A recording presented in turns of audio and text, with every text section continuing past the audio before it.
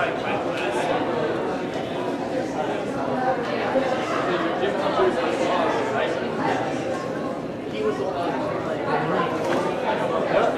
love busting college ball. I don't care. I know. He says no, you can't tell us what you can't do.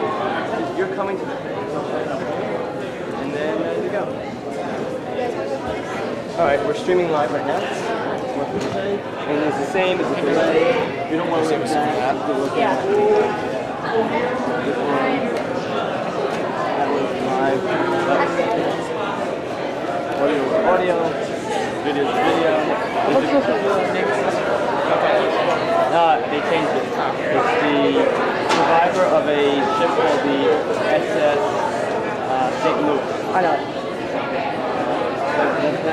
I'd rather have you watch.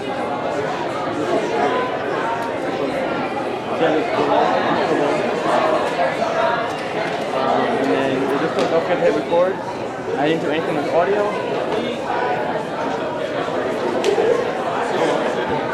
Alright, when you're done, you know what to do? Yep. Alright, good luck. I'm out of here.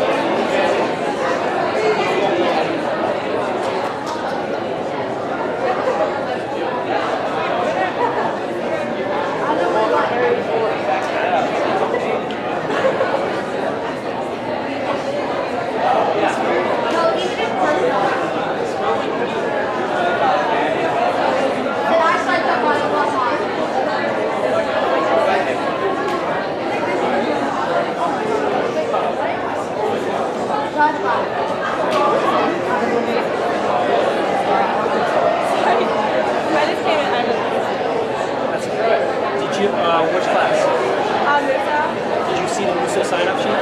Here, Ash, I have an attendance sheet there. What a peanut service.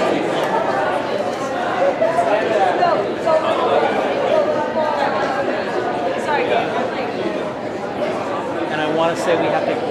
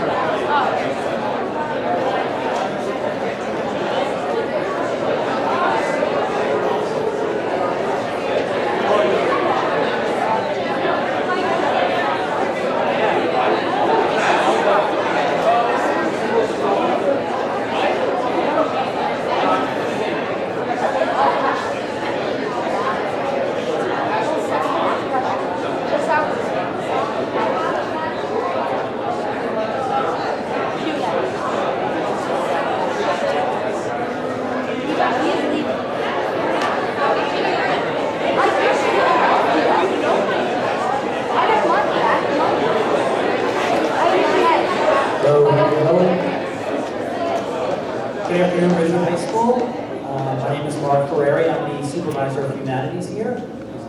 That entails social studies, business, and world language. So you may have seen me learn all of this in the course of the year. If you could do me a favor at this time, take your cell phones out. It'll be the only time I ask you to take out your cell phones during today's presentation. And do one of two things. Either shut it off or put it on vibrate. Bless you.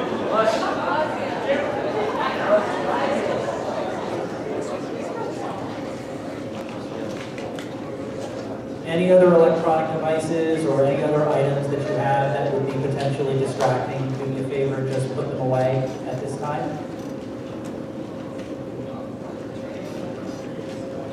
And I know there'll be some separation anxiety without your cell phone for the next 50 minutes. So what we will do is, this is a two-part performance. It's actually a two-period presentation. So at the break, around 1:45, when you would naturally go to your next period class, we'll call a timeout. We'll give you some time to get up and stretch your legs, go to the restroom if you need.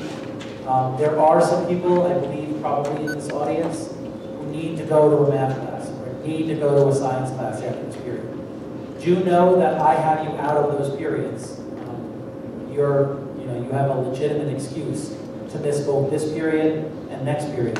So unless your non-English or non-social studies teacher said, I absolutely need you in class, I would expect you to be here after the break. Okay? This is a valuable learning experience, and notwithstanding what you might be doing in science or math, unless you were expressly told to go to those classes for the next period, you should be here again after the break. All right? The way we'll style this is as follows. Our honored guest today, and you'll see a little bit of our program on this very small screen, which you may not be able to see from the back. It's projecting 4 of the 5 speakers that we had as part of our Making a Difference speaker presentation this year. And you'll see the third one down. That was supposed to be Wednesday, March 7th. That was actually supposed to be the date for this program, but we had some snow issues that week, so we rescheduled it for today. But I wanted to make sure to reschedule it for the same 2 periods that we're going to see the performance for the presentation back in March.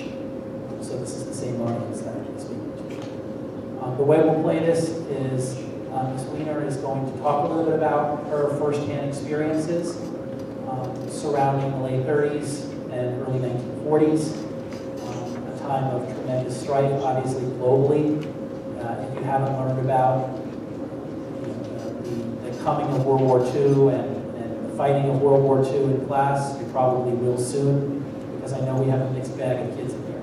We have some people that are 9th grade world history students who may have just covered this. We have some US 2 students who may have just covered this. And then probably a lot of people that are somewhere in between. So our presenter will spend a couple of minutes, or more than a couple of minutes, talking a little bit about her firsthand story to bring the history alive, so to speak. And then we'll have an extensive period of Q&A. And keep in mind, these opportunities do not come around that often. particularly from people who lived through experiences at the turn of the last century. So my recommendation to you is think about something that you'd like to ask and ask it, because you don't get this many opportunities. They don't present themselves on a regular basis with this kind of topic. All right. That's about it from my end. I just want to thank a couple of people before we start. And as I mentioned, for those of you that are upperclassmen and women here, for those of you that are juniors and seniors in the audience, you may be familiar with this program. We call it the MAD program. It stands for Making a Difference program. Largely, we have a panel of 5 people that come in each year. This is our 3rd annual Making a Difference set of presentations. They all relate to a common theme, and that is discussing very dark moments in American or global history. They usually revolve around the Holocaust, like this speaker will today, or acts of genocide, or other catastrophes that are man-made over the last century or more. A couple of thank yous. One, I'd actually like to thank someone else you're going to hear from today, Mr. Glazer. He's the Executive Director of the New Jersey Council on the Holocaust. That is a state mandate, and most of you have probably made your way through the Ridgewood Public Schools and have spent quite a bit of time talking about either the Holocaust or prejudice and bias in general, and talked in and around these themes through your K-12 experience. So this is sort of part of a larger mission that we have to make this place a more human place, to capture real-life stories, and to give, in this particular instance, the opportunity for students to ask questions from living witnesses to history. So we really value these as teachable moments. Other than that, I just want to give a quick shout out to Lisa Weotter. She's an English teacher here. She is sort of the brains behind this operation. Very nice. She couldn't be with us here today, but you'll see her roaming the hallways sometime soon. She's an English teacher here at Ridgewood High School. This program was her brainchild. She books all of our special guests. She does all the legwork, and then I sort of stand here and pretend to take credit. Okay. Other than that, I hope you enjoyed today's presentation. You learned a little something about it. And without further ado, what I'd like to do is I'm going to call on Mr. Glazer to actually introduce our honored guest today and talk a little bit about the mission of his organization. Thank you. Good afternoon. Good afternoon. The New Jersey Commission on Holocaust Education is focused on one core issue at the end, and that is character education. We are trying to take things that happened in the past that were bad, or evil, just not something that annoyed you, and we're trying to get you to see where the past generations failed and hopefully improve your behavior as you go forward. There are lessons in all of these things, and we're going to look at them today. What we do is we keep available backgrounds, scripts, ways in which you can study various aspects of various genocides, including the Holocaust. Anytime you need something or you'd like to borrow something, you're welcome.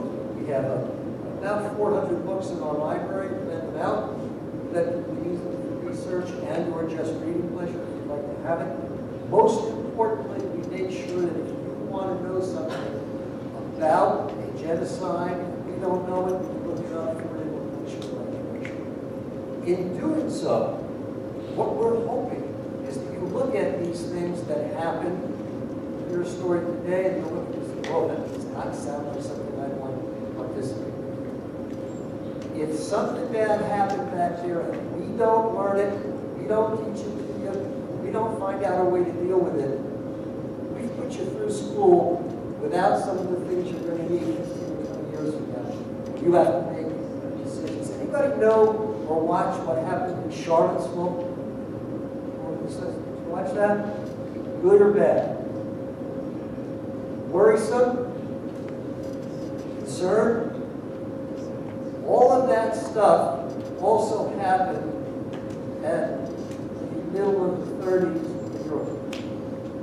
And that stuff in this country should be stopped. We haven't done anything about it yet, but there are people all over this country presenting ideas and presenting courses for schools that are free. And the simple issue is how do you behave with other people? What do you get out of it? They zero in on these things. They're available to you. If anybody has an interest in that and wants to call me, I can answer that as well. In meeting Eva, you're going to meet the youngest survivor of the St. Louis incident. And in doing so, you're going to be hearing from one of only 18 people who live in the United States who were, how many on the original? 937 people got on the boat. 18 of them are left here in the United States at this point. So she has a wonderful story to tell you, and a lot to be learned from it. While she is telling you the story, I'm going to ask you to think about, I want to ask her about what she just said. I want to ask her about how she felt about that when she looked back at it. She was maybe on that ship. She has a lot to look back upon and a great story to tell. Think about what you want to ask her as you go on. You will not waste any more of your time listening to me, but her honesty.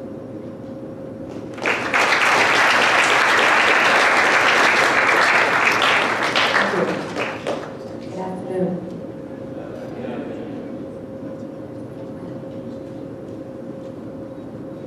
When we think of the definition for Holocaust survivors, we usually think in terms of someone maybe who has a number on their arm, or maybe like Anne Frank was hidden. There are many, many stories that go into describing a Holocaust survivor. I did not fit any one of the categories. So for most of my life, I never considered myself a Holocaust survivor. Because all the stories that my parents were telling me about my growing up and their experiences and what happened to us were just that. They were stories. And I really didn't know what the significance was. And only when I became an adult and learned of the significance that I had experienced, that I could reclassify myself as a survivor. Let me tell you about my own family. Both my mother and my father were born in Poland. And in the early 1900s, there were uprisings against the Jews of Poland, and many Jews escaped looking for better places to live. So each one of my parents, with their families, traveled through Europe and many different countries looking for a safe place. They both ended up living in Berlin, Germany. Berlin was a very welcoming city. Lovely place to live. Lots of theater, lots of movies, lots of higher education. There were many universities. It was a very culturally progressive city. And my parents were both able to go to public school, and they were able to live a comfortable life. My father was one of 8 children, and they owned a bakery, and as was the custom then, all the kids worked in the bakery. It was the family business. And my mother was one of 4 children. By the time my parents met, something called the Nuremberg Laws had been put in effect in Germany. Now, the Nuremberg Laws declared that no Jewish children were permitted to go to public school anymore. A Jewish doctor could not treat anyone other than Jewish patients. Jewish college professors were removed from their jobs. All of a sudden, things for the Jewish people that were residents of Germany were put in jeopardy. Couldn't earn a living, couldn't go to school. Life became very difficult. Some Jews decided this is not a comfortable place to be. My father's parents, my grandparents, one brother and 3 sisters decided to leave Germany. And they went to a country called Palestine, which is now the state of Israel. People were now trying to escape Germany because they were being persecuted. And then something happened in November of 1938. Something now known as Kristallnacht. Translated, that means Night of Broken Glass. And the reason it's called that is because on that night, the police, the military, marched through the streets of Germany and smashed all the windows of all the buildings, of all the businesses that belonged to Jews. They also went to the synagogues, the Jewish house of worship, set them on fire, burning books. That was the night that World War II actually began. From that moment on, there was a terrible scramble for Jews to get out as quickly as possible. Now, the next day, my father was taken out of the apartment, took what few things he could put into a little suitcase, and he was put on a train with hundreds and hundreds of other men and sent to what they called his country of origin. And because he was born in Poland, they were sending him back to Poland. They sent him to the capital, which was Warsaw. Now he found himself in a strange city, in a 1-bedroom apartment, sharing it with 12 other men. But the problem was, he didn't know why or what was going to happen to his wife and baby, that was me, back in Berlin.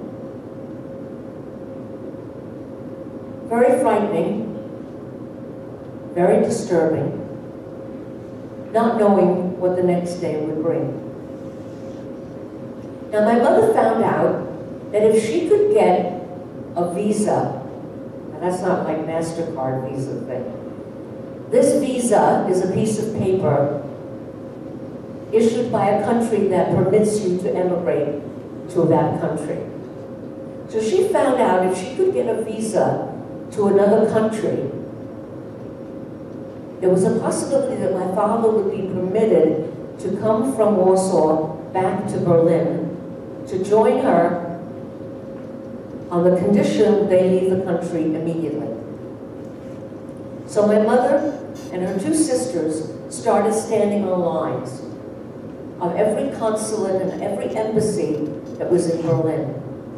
They would stand on line for days, hours and days on end, begging, pleading with these countries to issue them a visa, a permit to be able to emigrate to another country. Well, my mother was thrilled. She got a visa to Siam. Blank looks. Siam is now known as Thailand. And even now, as it was then, it was called a third world country. It's over there by Japan and China in the Far East. And not a very developed country, very little indoor plumbing. very backward country. But that didn't matter. Now she had a piece of paper that said Siam would accept her. So she showed it to the authorities, and my father then was able to make his way back from Poland to join her in Berlin so that we could leave immediately. But my mother was very smart. Her brother had gone to Cuba 2 years before that. So she sent my uncle money to buy a visa for Cuba.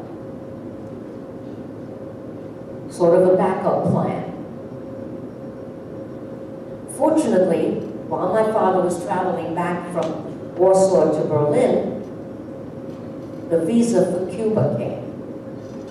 In this case, it was called a landing permit, which was basically the same kind of a document. Now, given a choice of going to Siam, or given the choice of going to Cuba. Now, Cuba is 90 miles off the coast of Florida. Beautiful vacation destination island. Or backward country Siam, where we didn't know anybody anyway. There really wasn't much choice in the matter. They chose to go to Cuba. And my mother was able to book passage on the SS St. Louis. Now the SS St. Louis was a cruise ship owned by the Hamburg America line. My father came back to Berlin. They packed all they could into one suitcase per person and got on a train and went to Hamburg, where the SS St. Louis was docked. Very excited. We're getting out of here. We arrive on the dock in Hamburg, and there's this gorgeous cruise ship sitting there. And there are banners flying, and there's a band playing, and there's a photographer running all over the place, taking pictures of all the passengers. And it was very exciting. Not only are we getting out of this place, but we're doing it on this beautiful, beautiful cruise ship. And the trip to Cuba was wonderful. There were dances and parties, and movies. Played shuffleboard on the deck, and it was lovely. There was even a swimming pool on the deck, and the kids were swimming in the swimming pool. And everybody was having a wonderful time. No one on the ship realized, including the captain, that this ship's voyage was a carefully planned plot.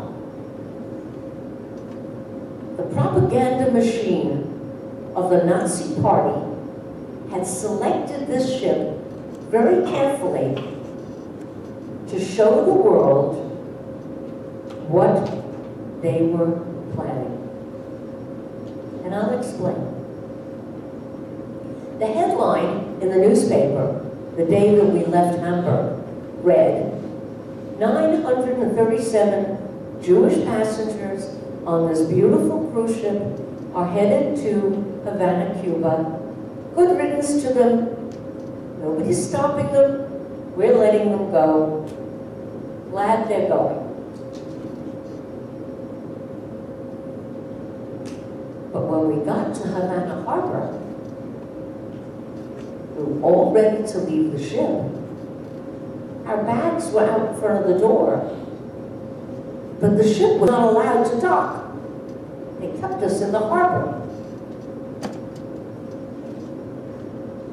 They were not going to let us get off the ship. This was all planned.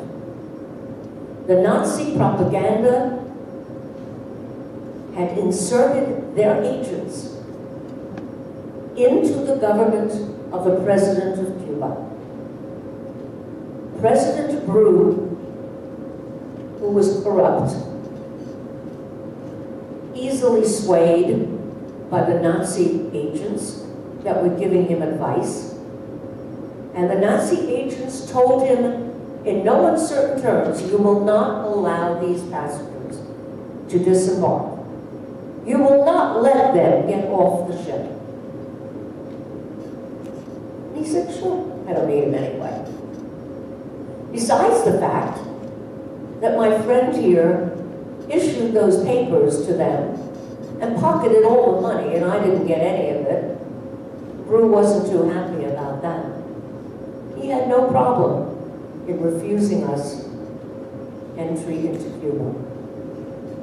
So that same headline in German papers that said good riddance to us was now advertising the fact that Cuba would not accept us. Nobody wants the Jews, so we're going to do the world a favor. We're going to get rid of them for you. They're just unwanted cargo. This whole voyage was like a chess game, and we were the pawns. We were expendable because nobody wanted the Jews anyway. Now we're sitting in the harbor, and the captain is negotiating with these people that are coming on these little boats. And then the captain gets all dressed up and he goes ashore. And there's all this negotiation going on, but nobody knows what's happening. My uncle gets into one of these little boats and he comes out to the ship and they're waving at each other. My mother and father are screaming at each other to my uncle. And my uncle keeps yelling, mañana, mañana. They speak Spanish in Cuba. And he was trying to tell my parents that tomorrow, mañana, everything will be fine. All this red tape will be taken care of and you'll be able to get off the ship. Which of course doesn't happen. A passenger committee was formed. Now let me tell you, the passengers on this ship were all fairly well-to-do people. We paid a very high price for passage on this ship, which, by the way, we paid round-trip fare for, knowing that we weren't coming back. Many of the passengers were doctors and lawyers, college professors. My father owned 3 businesses. We paid a very high price for our visa. We paid a very high price for passage on the ship. No one on the ship would have been considered second-class citizens. And they formed a committee and started contacting different countries in the world. Every country was begged, pleaded with, to take the 900 passengers. One organization even offered to pay any country $500 per person if they would take the passengers. Now, $500 doesn't sound like an awful lot of money today. But what $500 is worth today could be an entire year's salary in 1939 by the value of the dollar. So $500 was an extraordinarily high price. But countries were offered that, begging, pleading for any country to take us. Telegrams were sent to the President of the United States, who ignored it. Finally, the captain said, you know, we're only 90 miles away from America. I'm going to try to take the ship and land it in Miami. So we turned the ship around and headed towards Miami. My dad used to say, We were so close to Miami that you could almost read the license plates on the taxis on Ocean Avenue. That's how close we were to America. But the minute we got that close, the Coast Guard came out and threw us out of American waters. They were afraid somebody might jump ship and try to swim ashore. So we were thrown out of America before we even got here.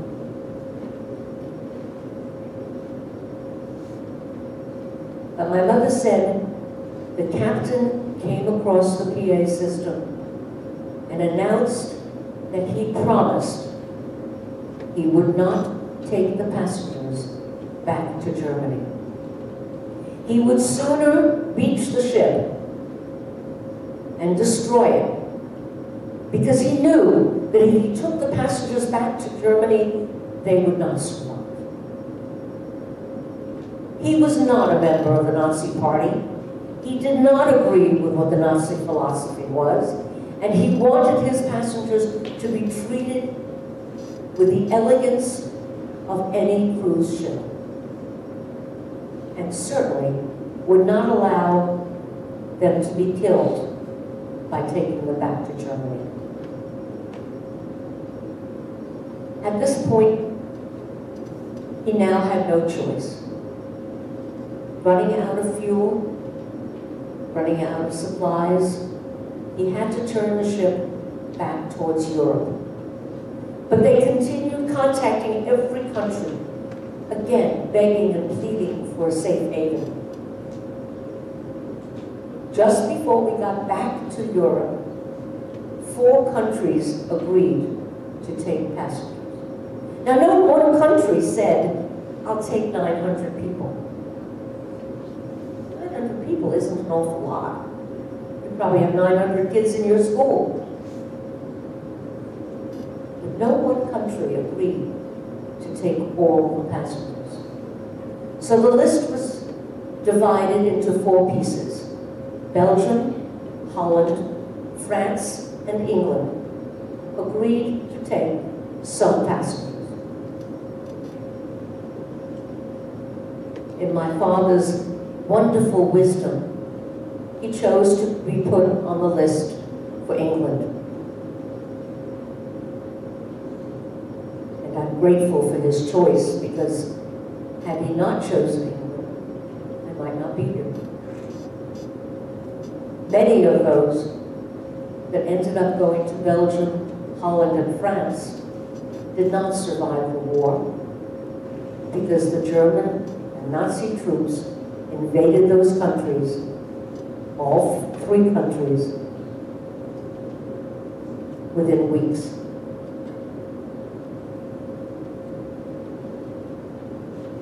So we were fortunate. My parents and I were able to go to London, and life in London was different. Germany was bombing England. We would spend many, many hours, sometimes days, in bomb shelters.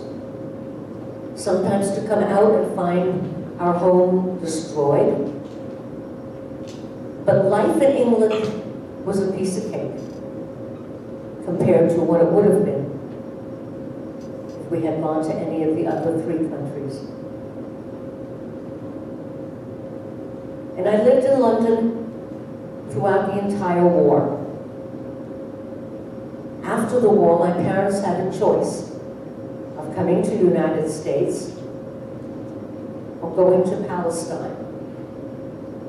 As I said, my father's family had gone there before the war, and my mother's 2 sisters were able to come to America. So my mother won the argument. In May of 1946, we boarded a ship and came into New York Harbor. We came on Memorial Day weekend, and there was a dock strike, and we couldn't get off the ship. A little frightening. I thought maybe it was going to be the same scenario as Havana. But fortunately, the dock strike was over after the weekend, and we were able to get off the ship. And I grew up in Queens, New York, but married a guy from Belmar, New Jersey, and that brought me to the Jersey Shore, which is where I live now.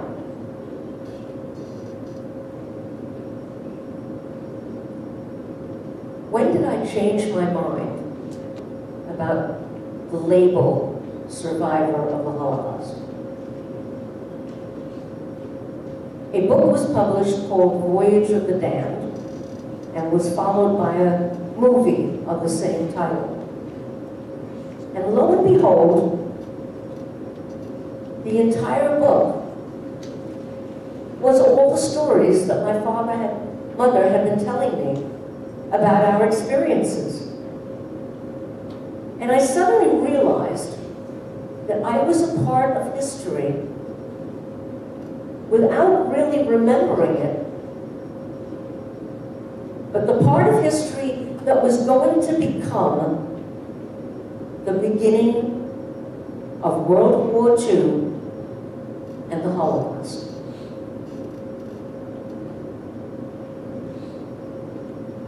I was part, a very small part, but yet a part that played an important role in the lesson.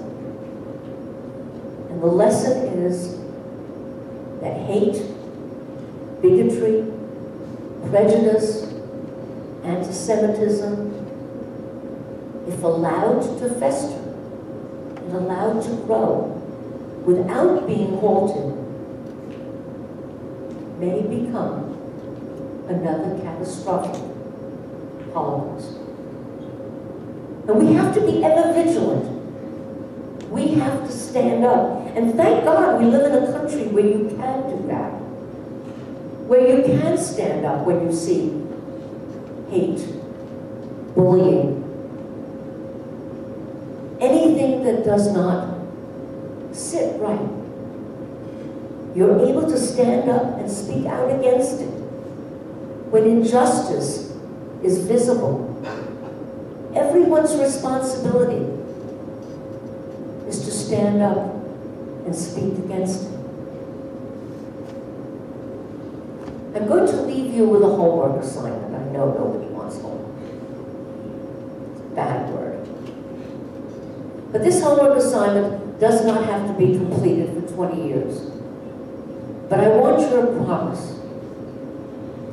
I want you to promise that you will fulfill this homework assignment.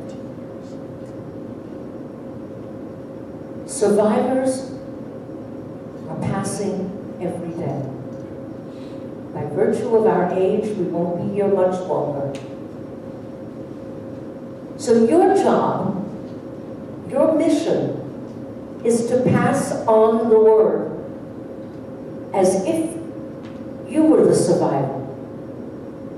To tell the story of the Holocaust so that we don't live to relive it. Your job is to tell your children and your grandchildren and everyone you know, especially those that deny the Holocaust happened, that this is true. And we must be ever vigilant, ever conscious of hate that perpetuated the Holocaust. Promise?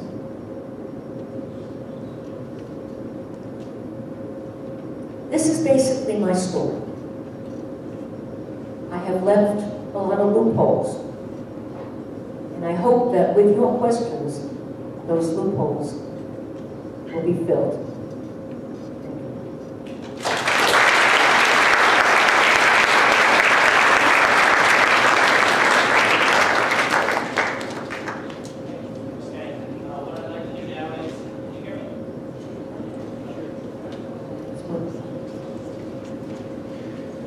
What I'd like to do now is open the floor for Q&A.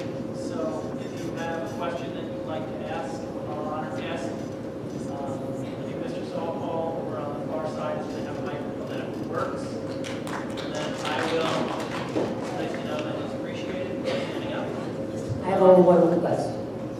I'm a little hard of hearing, so you have to stand up and speak up. Yeah, what I was going to say is, and I have a little mic here, which I have to be delicate. But do us a favor, if you do have a question, I'd like you to stand. You can give your first name, perhaps the course that you're currently taking, and speak clearly and loudly into the microphone so our guests can hear you and respond accordingly. So I'll open the floor for questions if you have them.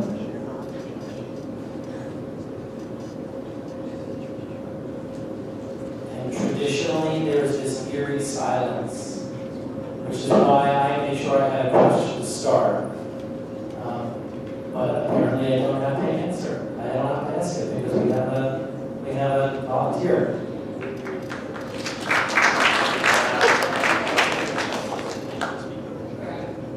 My name's Sarah. I'm in English and Honors. Ever since your voyage back, have you gone back to Germany since your voyage? Yes, How many times? only once. Oh. As a matter of fact, the city of Berlin ran a program where they were inviting survivors to come back and visit their homes by way of apology for having thrown us out or forced us out. I didn't want to go. I had no plans to go back to Berlin. A relative convinced me to go. And I went on the condition that I wouldn't spend an American dollar. And in fact, they wined and dined my husband and myself. We were treated royally. And they apologized. And we were 90 former Berlin residents and or their families. It was a wonderful experience while I was with the group. I'm fortunate that I still speak German. So my husband and I went out on our own. And I went to several places, namely my grandfather's grave at a cemetery there. And I encountered anti-Semitism among the people while I was outside of this insulated room. And I'm sorry to say that it still does exist. Yes, it is not recognized by the government. In other words, they do try to fight anti-Semitism, and they speak out against it. But in my travels there alone, I found that it does still exist, which is a shame. Now, on the other hand, I was invited to come to Cuba, and I went there, and it was marvelous. And we were treated royally. And Cuba was beautiful. Quite a contrast. I'm sorry, when did you say this was? 2007. Not that long ago. Other questions?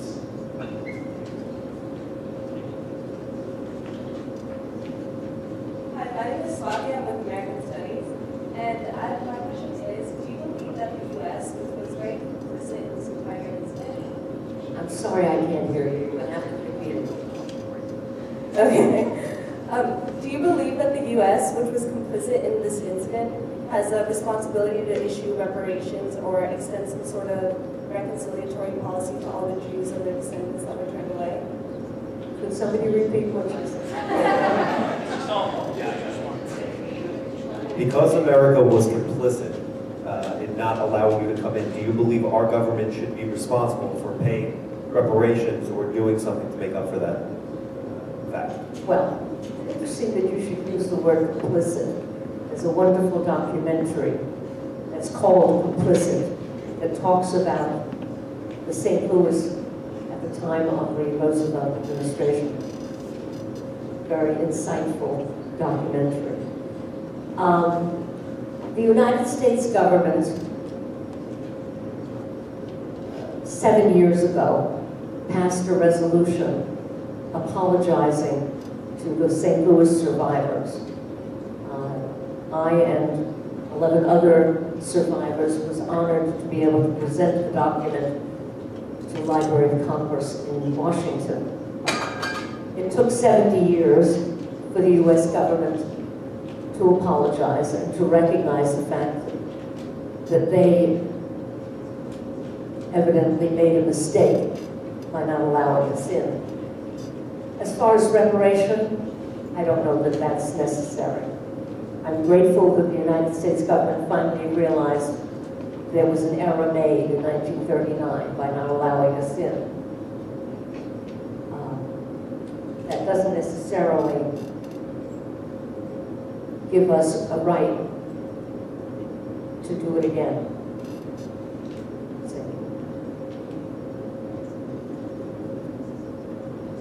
Hi, I'm John. I'm in US 1. And how much did the trip cost for your parents? And also, were there other ships also taking people out of Germany? There were other ships, none of which ever made it to any other country. Except, I think one went to South America. At that point, Jews found it difficult to leave Germany in general, from Germany. Some went from Paris, from Marseille, I should say. There were ships leaving Europe at the time, but not necessarily from Germany. That was one question. How much did the trip cost? It was $500 per person. One way, we had to pay round trip, which at that time was an extremely expensive proposition. Plus we paid for the landing permits that we had, the visas. Prices were high, but none of us on the ship were destitute. And most of the passengers were capable of affording that, as they would if they were going on any cruise ship.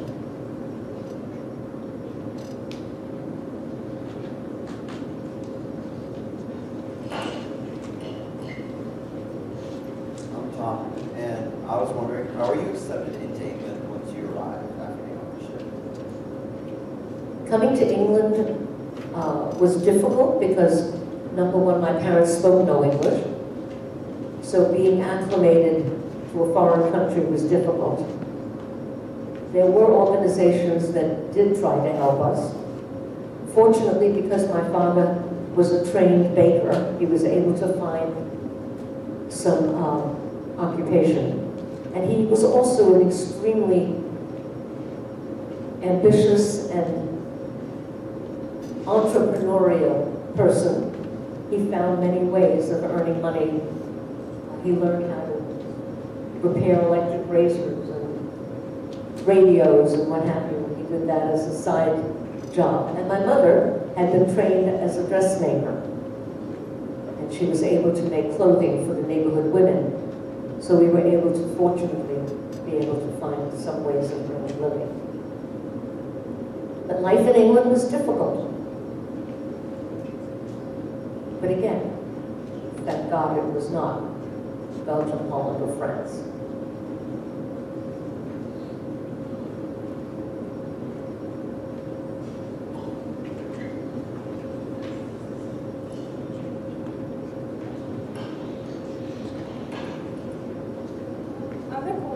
I'm in US 2. Do you think that with the Syrian refugee ban that the US is making the same mistakes that it did? Do you think that with the Syrian refugee ban that the US is making the same mistakes it made during the Holocaust?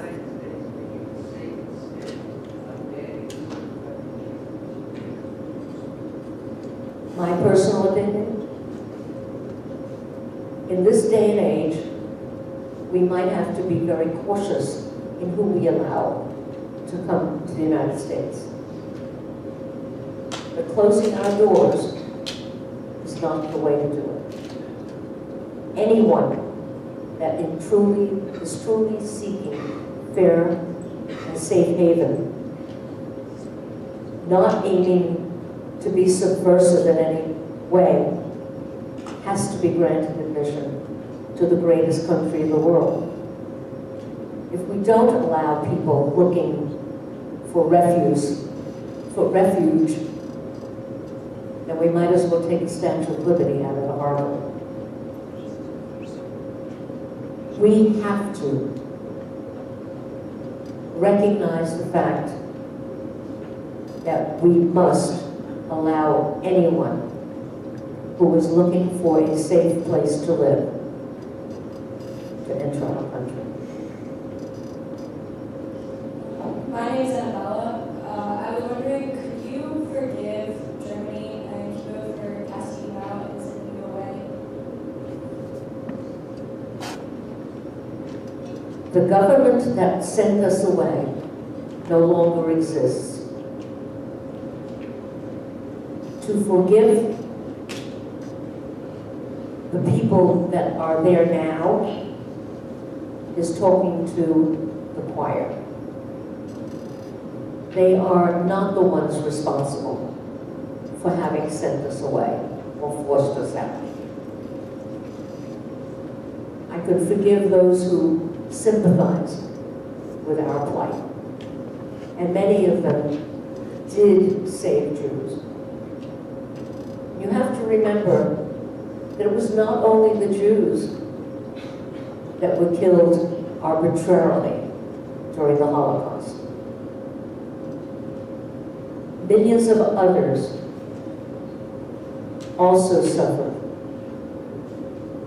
The German government found it necessary to eliminate anyone who was disabled, whose religion was different than the acceptable Seventh-day Adventists, Jehovah's Witnesses, the mentally handicapped, the physically handicapped, Catholic priests. It didn't stop with the Jews, but it certainly started with us. And we have to also remember that many times it starts with one group and then mushrooms to others, and many are affected by it.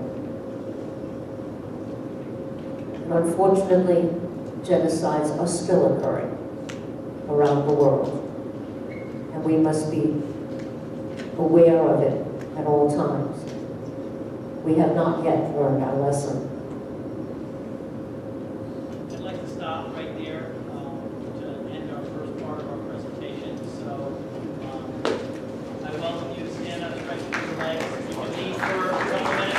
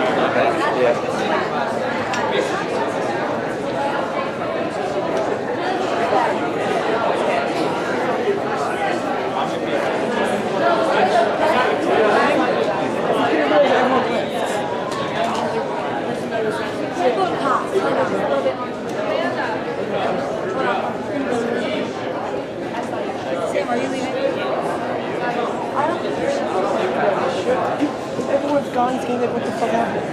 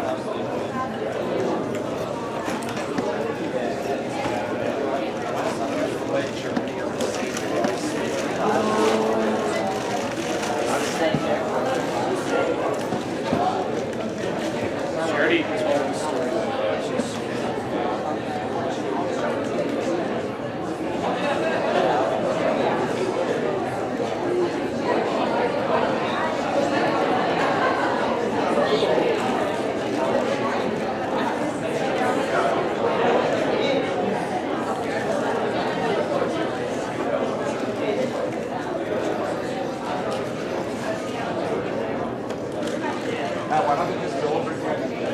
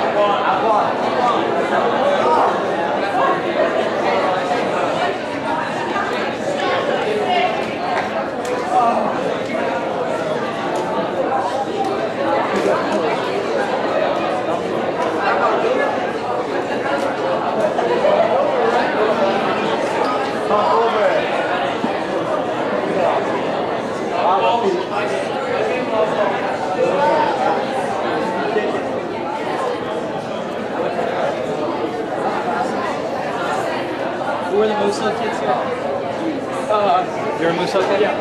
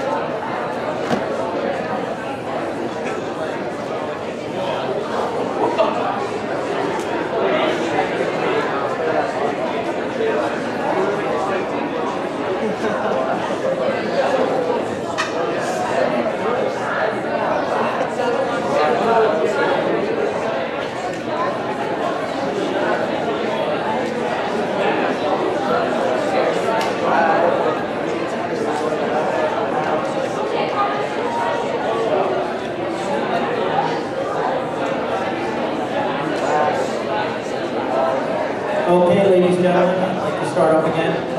So do me a favor, just take your cell phones out once again and either shut them off or put them on vibrate. We very much appreciate your attentiveness and your active involvement in the Q&A. So we'd like to continue that if we could. We have anybody with a question? We're going to go right across here. We go 1, 2, 3, 4. One gentleman who has a mic already. Sir.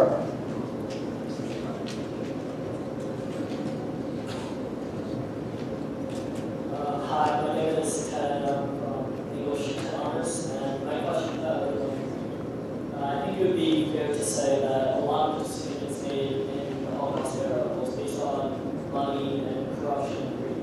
But do you think overall the corruption and greed was comparable to the today's government in politics, or do you think it would be unfair to compare the two?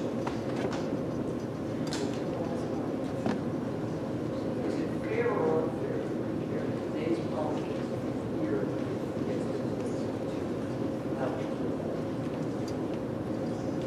Again, this is a very personal point of view. speak for anyone else but myself. Unfortunately, politics today are mirroring a lot of the atmosphere that existed back in the 30s. And we have to be careful. I think I said it before. The world has oppressed people that sincerely and truthfully and honestly need a safe place to live. And if we in the United States, in the greatest country in the world, and I am an American citizen by choice, if we cannot aid those in need, then we have no right to call ourselves a free country.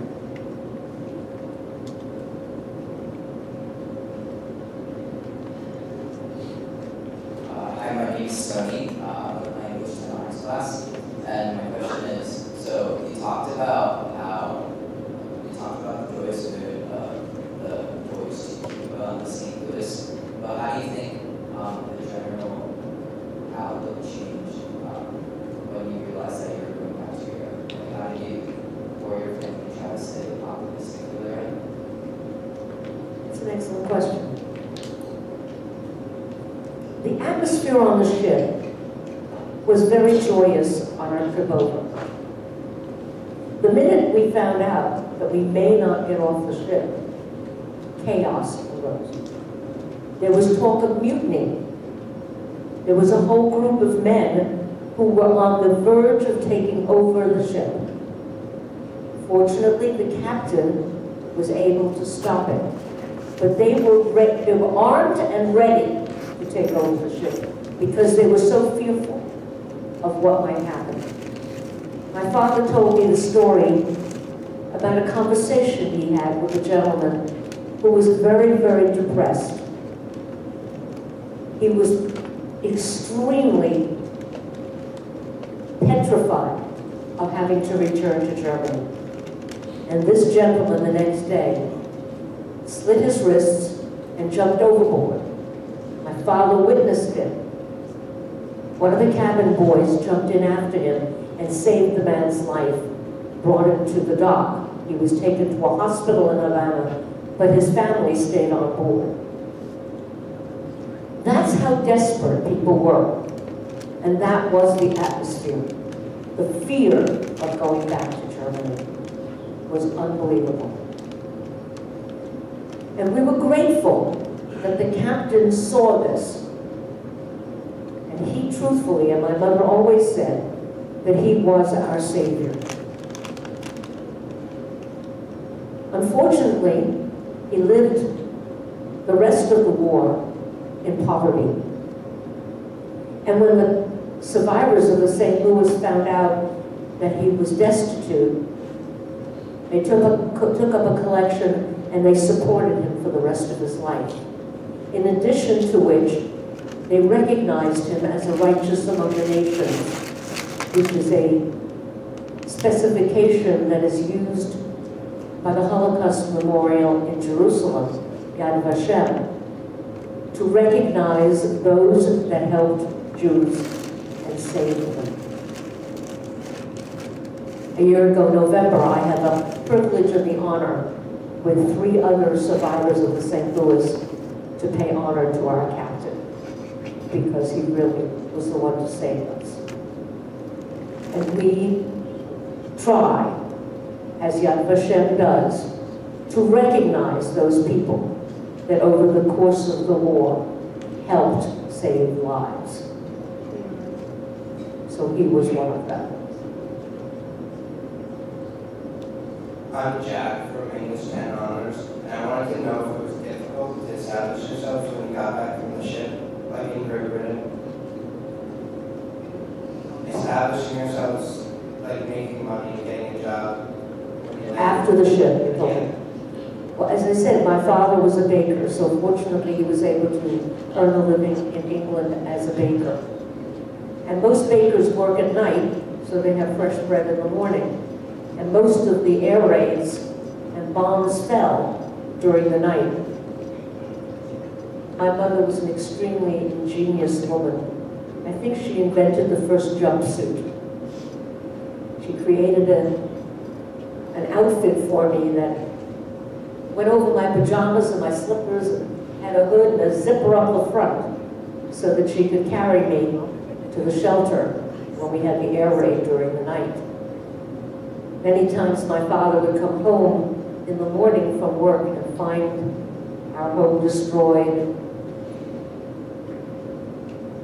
But they were able to make a living because of the talents and capabilities that they had. Coming to America was the same problem, although by this time they did speak English. But trying to start all over again and finding a way to earn a living and sustain yourself wasn't easy. It's never easy when you have to start from scratch. Hi, I'm Natasha, and I was curious to know, how do you think your life would have been different if you had been admitted into Havana? If I had been admitted into Havana? Well, probably pretty good. My uncle was living there, and he stayed there until 1943, when he came to America. My parents had applied for what was called immigration numbers. The United States had very, very strict immigration quotas. A certain amount of people from each country were permitted to come, and you got a number. And then there was a lottery. You might wait a week, you might wait a month, you might wait a year or two till your number came up for you to be permitted to America. So the idea when my parents got the lottery immigration numbers was to remain in Cuba until our number came up. And what nicer place to stay than Havana, Cuba, which was a beautiful, magnificent Caribbean island. Hi, I'm James, and I was wondering, did you or your parents stay connected with any of the other passengers on the St. Louis?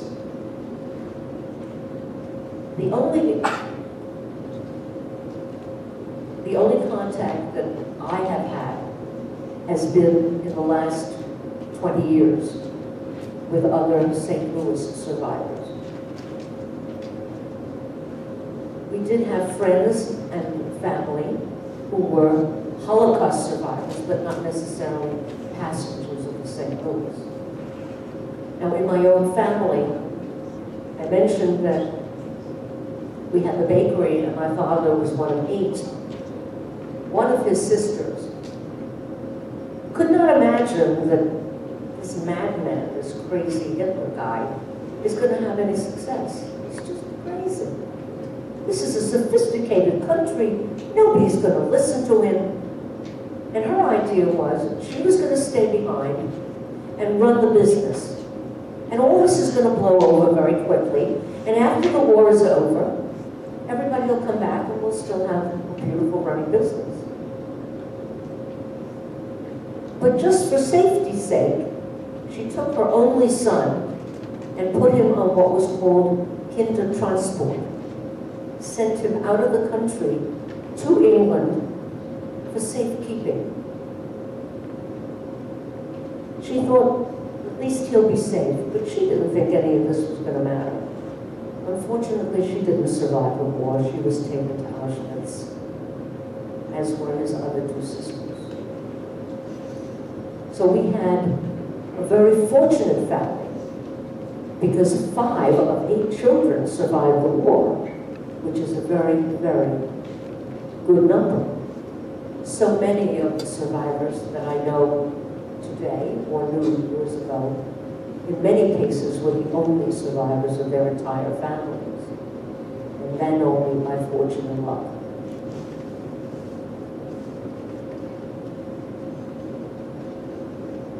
Hi, Hi, I'm Jane, and my question is, what did your family's business go through, like, as it was in Berlin? Like, what did you have to suffer through? What did, like, the business face?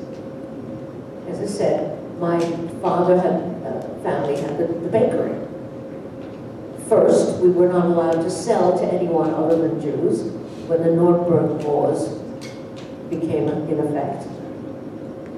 And business certainly dropped off. Eventually, the business was just taken away. And that sister that wanted to keep running it was taken to concentration camp. My mother worked for a very fancy dress shop as a dressmaker. And that shop was destroyed on Kristallnacht. She was out of the job immediately.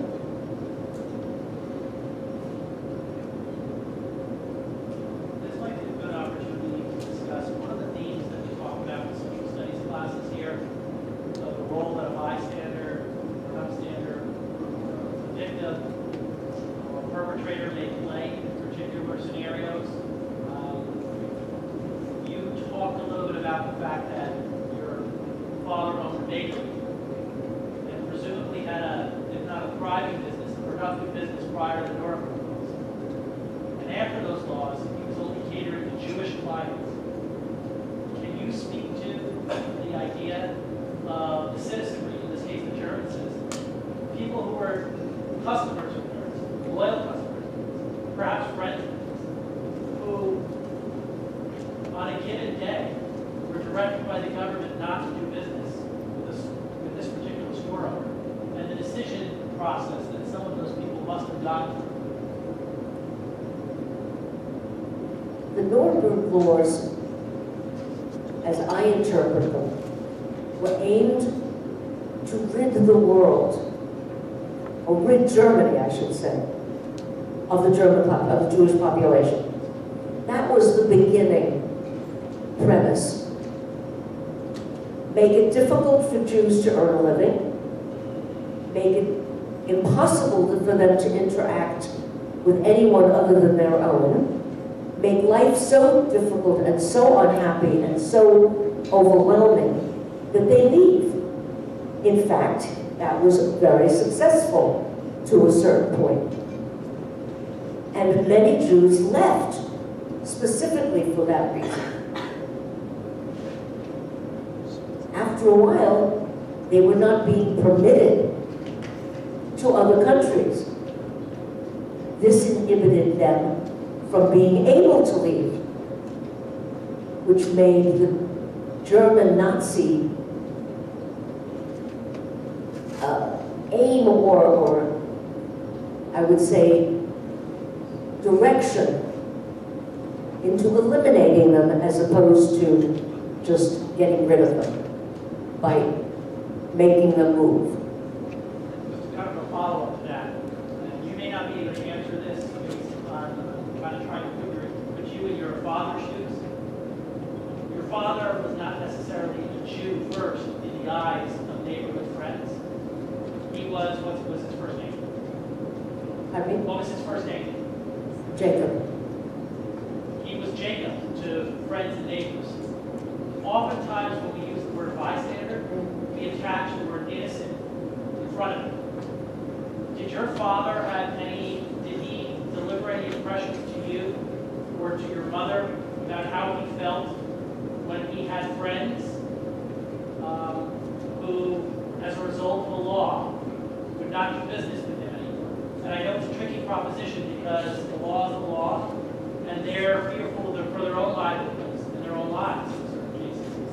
That must have been a very difficult decision for thousands of people to make. Because of the law, the non-Jewish population turned their backs. Yes. They were basically commanded to no longer have any interaction with the Jewish population. And it didn't seem difficult for neighbors to turn their backs. They were perfectly willing to ostracize the Jewish community. it was not a hardship for them to turn their backs. Would you like to add something?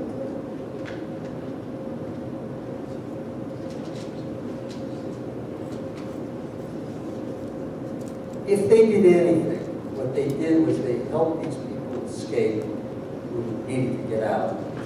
They weren't going to get caught themselves, putting themselves in a position to be considered having broken the law. This is not a government you want to mess with. You get stopped speeding doing 42 into 35, you might get a ticket or you might get a warning. They had no warnings. If you were going to break the law, they were going to set an example in your neighborhood so that nobody else would. They were up against harsh criticism. There is something in my dad here that despite flabbergasted you know it was trained up. Hitler only knew 3 Jewish people personally in his life. All 3 treated him really well. The first owned a stationery store in Vienna when in his late teens Hitler was trying to get into art school there. And he was not a particularly good artist, but he wanted to get better at school. He was not accepted in school, and he made a living in postcards. There were a lot of folks that did that. His were not the best. But his one man took some interest in it and took pity on him to an extent. But what he did was he invited him in, and he opened up the store in the morning for bowls, coffee, and tea, in essence, giving him a chance to have breakfast. And talked to him, talked about the philosophy and things that they were involved with at that point.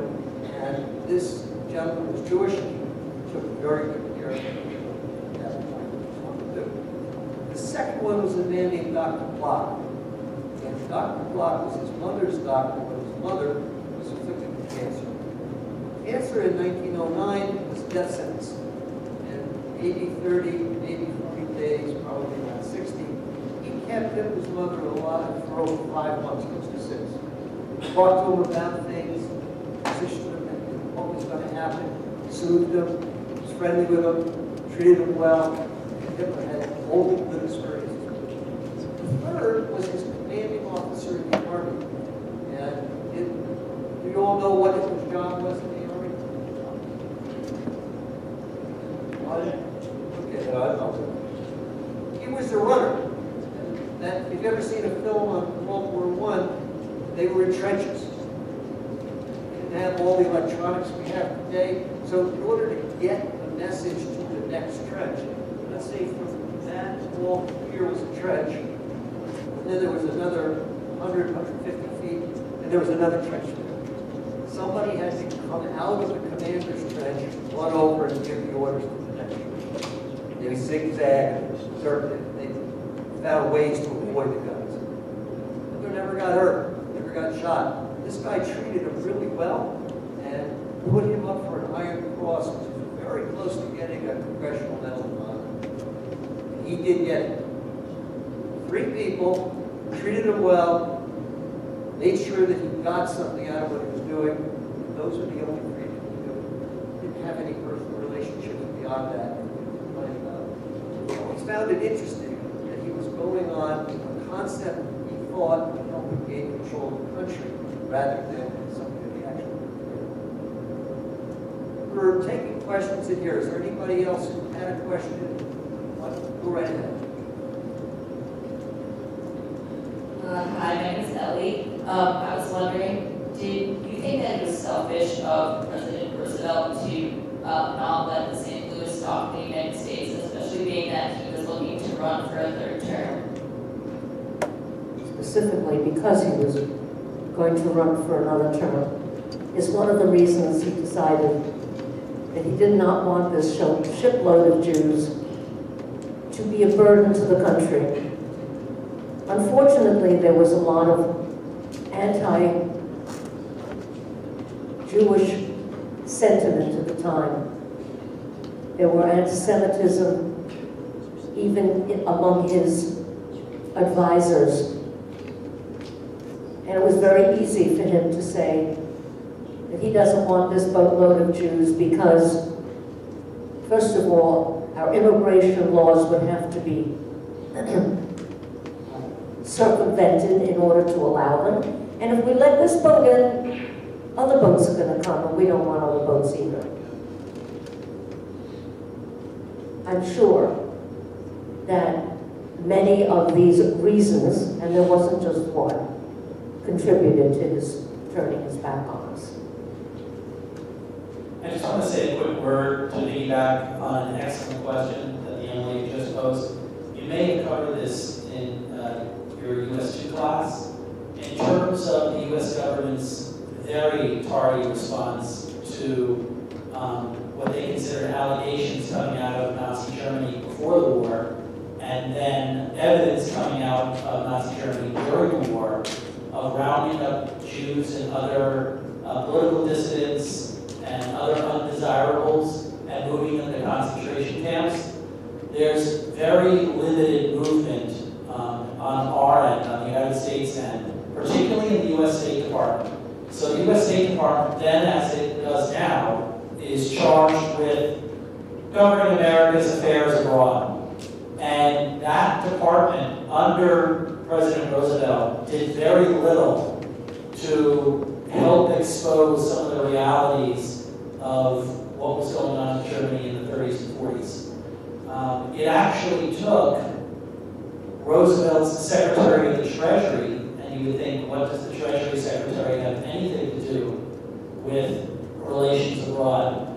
Well, maybe he has some financial considerations, but he was a Jewish American himself, so had a personal vested interest in what was going on abroad, and was a very influential American politician in his own right, to expose some of the things that the State Department wasn't necessarily willing to admit what was going on in Europe.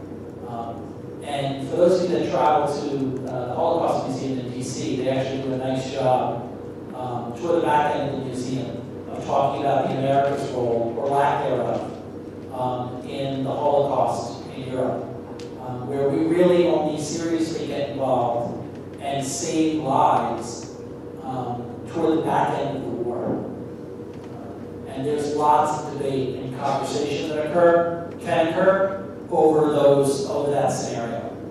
There were countless discussions amongst the State Department and military personnel as to whether or not, for instance, should we take some of our B-29, B-59 bombers and actually hit concentration campsites. In one in particular, in Auschwitz, there is a corrupt munitions factory literally up the road that they would bomb on a regular basis, but they didn't hit the camp. And there's plenty of actually good conversation that could probably occur in your classroom over decisions like that. Do you hit railway lines leading into a concentration camp? And do you bomb a concentration camp itself, virtually assuring the destruction of the people there for the long-term possible benefit of destroying an institution whose only goal is the annihilation of undesirables? Do you save people in the long term for sacrificing people in the short term? Interesting conversations. I'd like to hitchhike on some part of my mind. The story is a simple one. I had a chance to interview the wife of one of the people that worked in the Department of the Treasury under Gorbachev. His name is Josiah Du Bois. He's a Jersey guy, South Jersey. Graduated from Penn in, I think, 1933 or 4. Went to Penn Law School thereafter and got a job with the government. Was working in the Department of the Treasury. And in the beginning of 1943, he was assigned the responsibility to develop a way in which we could take people out of Europe who were at risk. He actually came up with a very good idea. We have a lot of empty rooms on Army bases. At that point, it was the Army Air Force that had a lot. We had it all over the country. We needed people to clean it, to take care of it, to work in it, and so on. And here these people are at risk. We can afford to pick them up, bring them out, bring them over here, and put them to work. We could probably save 35,000 people, he thought. He put all this together, and he submitted it to the State Department that had to approve it. The State Department was run by some folks who didn't really care about bringing poor people into the United States and saving them from their risks. So nothing happened in between February and November of 1943, which is supposed to be a big year for him to do all this. And he commuted in every day. He was just aggravated by it. He was complaining about it all the time. Finally, this guy that he commuted and said, stop. I work in the State Department. You know that. I'm telling you right now, it will never happen. They are not going to do it. How do you know he's not going to do it? He said, well, I know they're not going to do it because they put it in writing, they sent it to me, and I have it. So you got to give me that. So what do you mean you can't give me that? We're friends. Well, we're friends, but I can't give it to you. He said, I can tell you, I keep it in a brown folder in the middle of my desk, so my eyes are right on it all day. I'll also tell you, I go to lunch at 12:30 and I come back at 1:30. I don't lock my door. Have a nice day. Drops them off. When I go, each on their own way.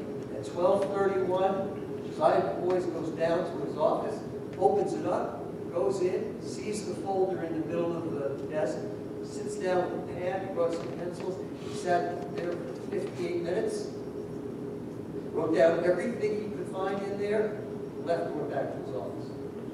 His wife couldn't remember what happened next because the next day was Christmas of 1943. Kids got their toys in the morning. Her husband went into his den, closed the door right after that, stayed in there doing nothing except writing and putting together the facts about all this. Came out for lunch, ate lunch with the family, went back in again. Stayed there all afternoon, evening came out for dinner, stayed there all night. He went to bed and said, I'm finished. I put it together, I'm taking it into the boss tomorrow. And he did. He took it into Henry Morgenthau, who was his boss. And he said, this is nothing personal, but here's what I have. Purposeful avoidance of saving people at risk by the United States of America. And our State Department is stopping me from putting together the project that you wanted me to do. If you don't take this to Franklin Roosevelt, nothing personal, I'm going to have to go public. I've already through it with things that you're not going to have to go public. I will. I'm going to go in to Roosevelt, I'm going to get an appointment, I'm going to tell him about this. If he doesn't do what we want him to do, you and I won't go public. Got an appointment, some people say it was January 16th, some say it was January 17th. Whichever it was, perhaps not now. He did go in, he laid it out to Roosevelt the way I just laid it out to you. Roosevelt looked up, according to this man's wife, and said, you got me. Yeah, we did that. He said, well, what are you going to do about it now? I said, what do you want to do about it? He said, I want you to put this into play, demand that it happen. If you don't do it, we're both going to resign and go public. He said, I will do that. And he did. In about 2 or 3 weeks, which is an amazing thing to happen in a major government like that. He did it, and they had people waiting in what eventually became Yugoslavia, and they took the number. It goes back and forth. Some people say it was 893. Some people say it was 983. I don't think it really matters, but the story is somewhere in there. They took those people out of Europe. They brought them to the United States. They sent them up to Fort Ticonderoga. Anybody ever go up there and see Fort Ticonderoga? Well, it's in upstate New York. They put them to work. They were excellent workers. They did the job exactly as they were hoping it would happen, and they kept bringing more. In the year of 1944, they wound up bringing 20,000 people in from overseas who were at risk. 1943 was the biggest killing year of the Holocaust. More people died in 1943 under the Nazi arms than the other years combined before that. In 1944, at least they saved 20,000 people from that death. And they put these people to work, they were successful, and at the end of the war, they let them all false statements were very obvious there was no place to go back. And that stood out in my mind.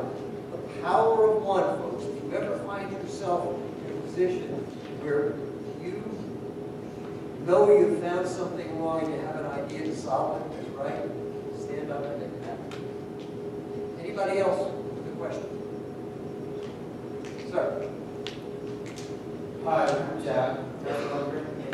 Once you reached America, do you face any anti-Semitism? And if so, how do you deal with it? And in our lives today, if we face racism or anti-Semitism, what should we do? I got the first two parts. The last part again? If we face racism or anti-Semitism today, how should we deal with that? When I came to America, the biggest problem I had was my British accent. Kids were very brainy, and I would stand in front of the mirror and learn my Americanese and try to get rid of my nicknames as Limey and Greenpoint and what have you. I did experience some anti-Semitism when I first came. It was not to the point where I was really that badly affected by it. It was common in my neighborhood. It was a very mixed neighborhood that I lived in. I think I just learned to deal with it. Unfortunately, today, anti-Semitism still is evident, especially in Charlottesville, and it still exists throughout the world, including the United States. And the only way to combat it is to stand up against it, unified. When anti-Semitism, which is only one form of prejudice, any kind of prejudice, any kind of hate, any kind of bigotry,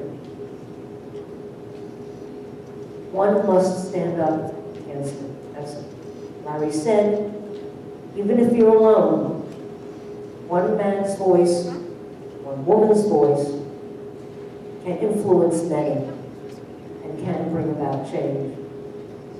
We have to be vigilant. We have to keep watch.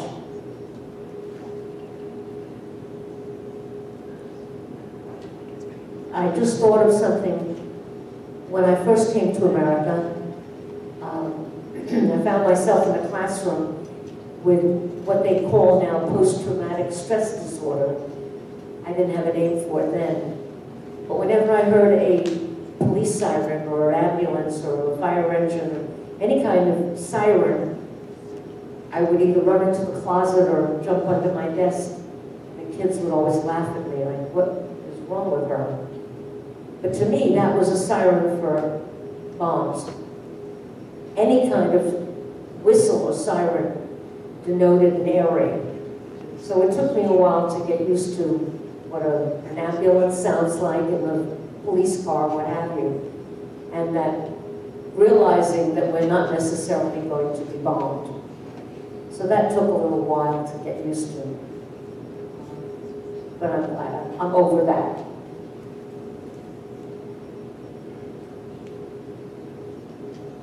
My name is CJ, and I was wondering, you seem to have forgiven America for complicit in St. Louis, in St. Louis. You seem to have forgiven America for being Forgive complicit. America? Yeah.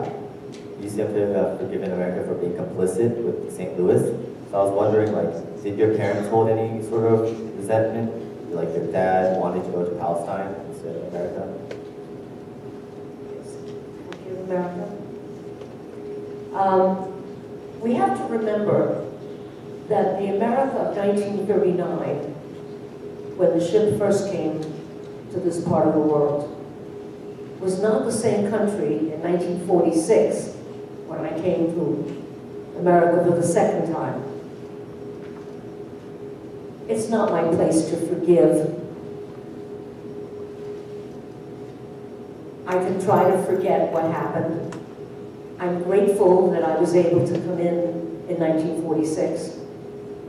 I was grateful for the opportunity to come to America and be able to practice my religion, become educated, earn a living, get married, have 2 beautiful daughters,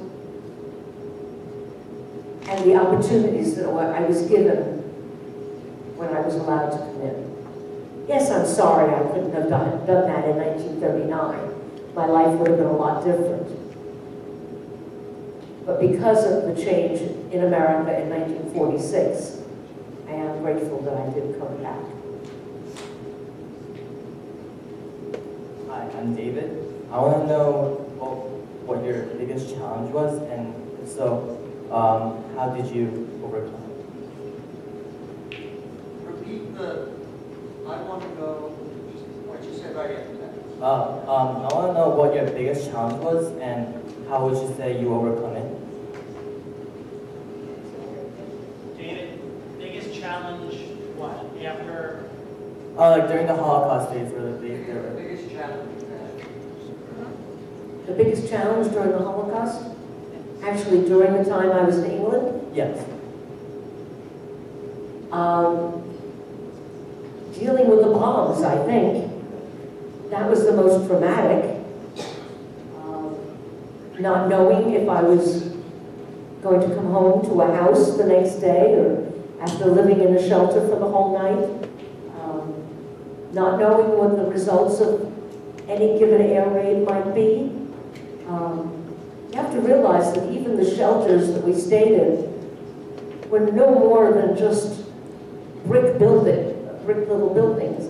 They were 20 feet square, 6 feet underground and 6 feet above ground of brick. All they could protect me against is the debris from falling buildings around us. If by chance a bomb hit the shelter, we would not survive either. So it was a fear that I had to get over. Unfortunately, or fortunately, I was a child and easily distracted, and it became part of my life. That's what life was. I did not feel the trauma until I came to America.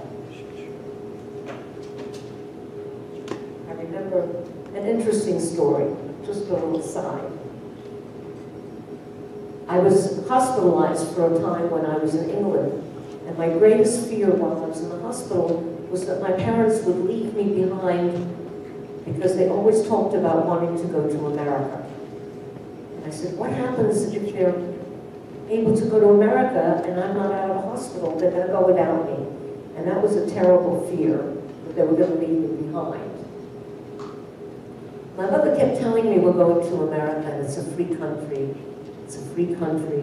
What a wonderful place, it's a free country. So the first time we were in America, I went to the store and I saw all this beautiful fruit I had never seen other than in pictures. Bananas, oranges, grapefruit, magnificent pineapple. And I got very excited and I started grabbing all this fruit off the shelf. My mother got very upset. She says, what are you doing? I said, Mommy, it's a free country. The perception of an 8-year-old thinking that everything was free and having to learn what it means to be living in a free country doesn't mean everything you take is for free.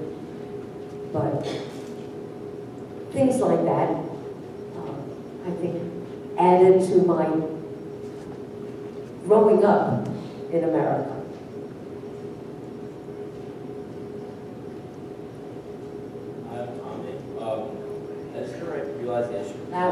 Has your realization of being a Holocaust survivor impacted you to do certain things and change your life or perspective on things?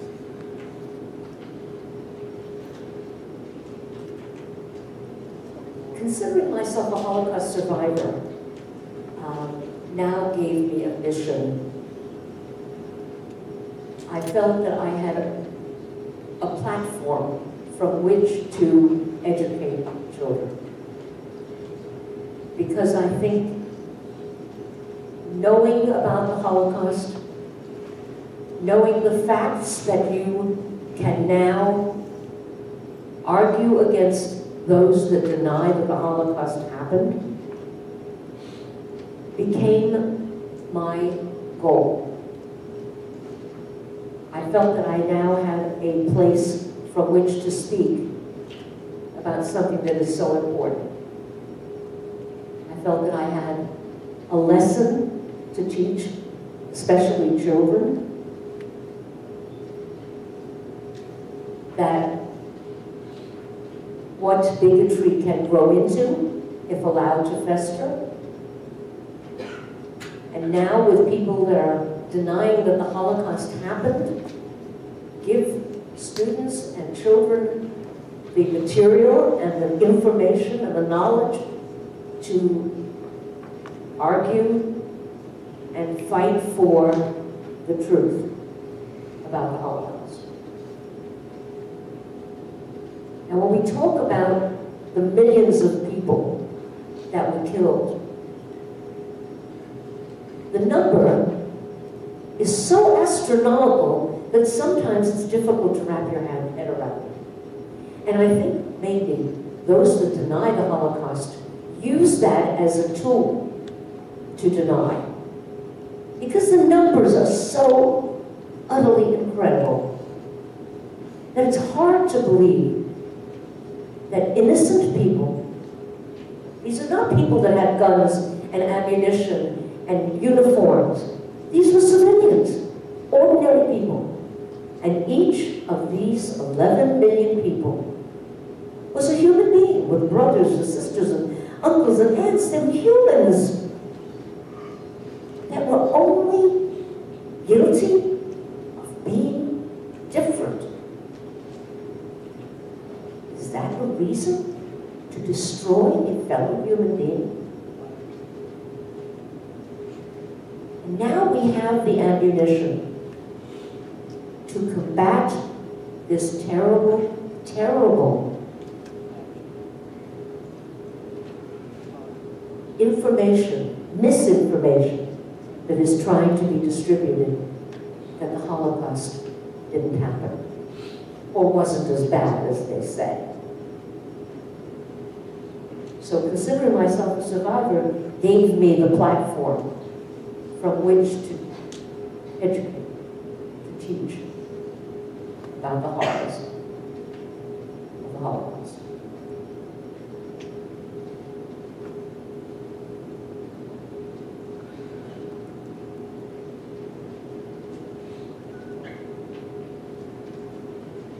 I'm Andrew, and my question for you is, during the Nazi regime, do you believe their greatest weapons were physical acts of violence towards people and places, or their spread of misinformation and the psychological warfare they implemented, or propaganda and misinformation?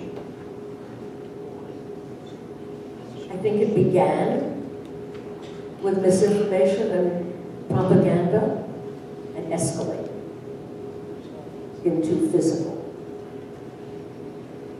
We know for facts that the discrimination against Jews started out verbally and then escalated and then found ways of mass killing quickly and efficiently and inhumanely to get their mission accomplished.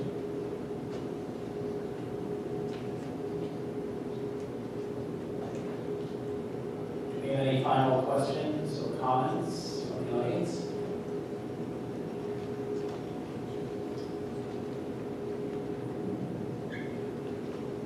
Remember my homework assignment.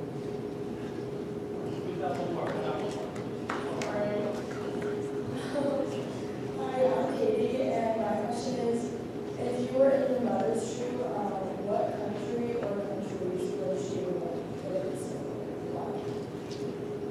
Is what I'll give you this. If you were in your mother's shoes, what countries would you want to get a visa? My mother accepted any country. In other words, it didn't matter that she got the visit to Siam. That was as unknown to her as anywhere else. But it was a way of leaving Germany. So it really didn't matter to where, just to get out. At that time, many Berlin Jews left and went to a place called Shanghai, over in the same part of the country, part of the world. It didn't matter. There was not a community in Shanghai. They built one. People went to various places, wherever they were permitted to enter. Many people went to South America. They accepted any visa to any country, anywhere. So it really didn't matter. But again, when she had a choice of Cuba or Siam, then that was a wonderful choice, we thought. Little did we know that it wouldn't turn out that way. But the prospect of going to a Caribbean island was wonderful. With that, if we could give one final round of applause.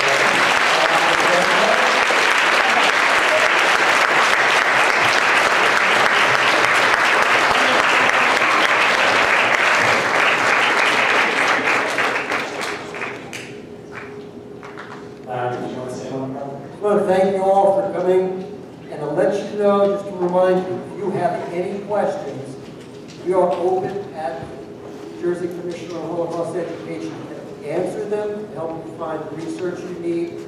That goes for now, or in college, or whatever, for an adult, we are available. Before we're dismissed here, for any of you that are curious, actually Ms. Wiener brought with her some